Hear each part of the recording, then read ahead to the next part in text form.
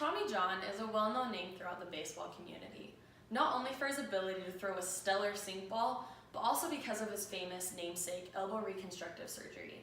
14 years ago, a teen by the name of Jarrett Adair underwent this same elbow reconstructive surgery, only one of 51 high school athletes to receive it that year. Playing up, Jarrett Adair had played almost exclusively competitive baseball and was considered a top pitching prospect, hoping to go on to compete at the next level. We're seeing this occur a lot more often now. Athletes are being pressured into pursuing one sport in the hopes of being able to compete at a higher level and succeed. This phenomenon is known as early sport specialization, or ESS for short. And while early sport specialization may allow the athlete to develop skills faster than if they were not specialized, it is ultimately detrimental to an athlete and their ability for success because of the negative consequences it has on their bodies. One of the first areas that this impacts is their mental game. One of the most important aspects of sports is the ability to compete with your mind.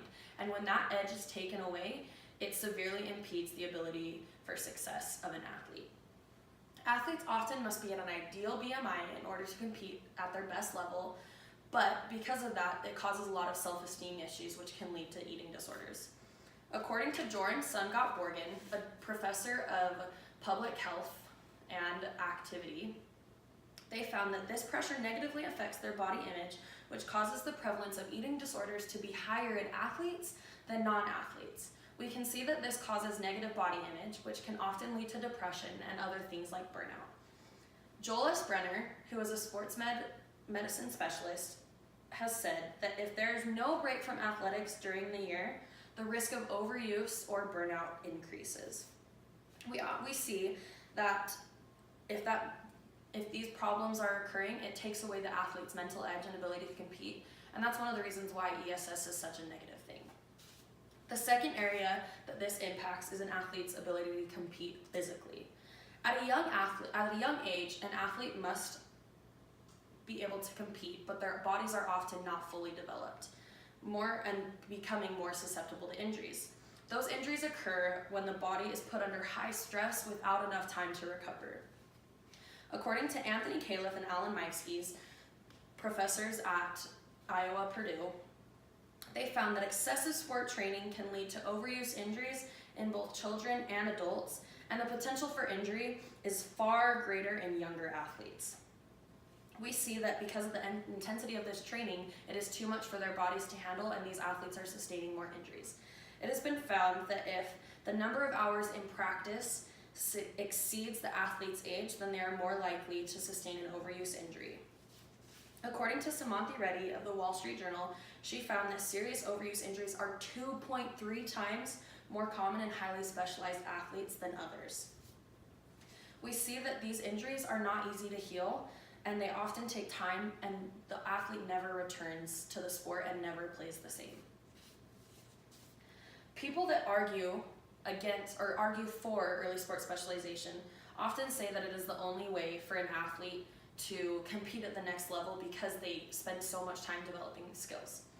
Malcolm Gladwell, author of The Outliers, has found this theory called the 10,000 hours rule, which says that once someone practices a skill for 10,000 hours, they have become an elite and they have been able to reach their full potential. This gives them the competitive edge, which allows them to be an elite and compete against the best of the best. However, this advantage is not guaranteed, and it's one of the many reasons why early sport specialization is not the path to choose. The risks obviously outweigh the rewards, which is why it's important that we lean away from early sport specialization. One of the best solutions that we have is diversification, which is when you play multiple sports. Multiple sports leads to multiple skill sets and often transfers from one sport to another and helps them to become more successful in one sport or another. This decreases the time spent in a single sport, which means that there are different muscles used and means that it leads to a lower risk of injury. This is maybe the best reason that diversification is better than early sport specialization is because it allows an athlete to pursue everything that they love. There are many athletes who have chosen to diversify.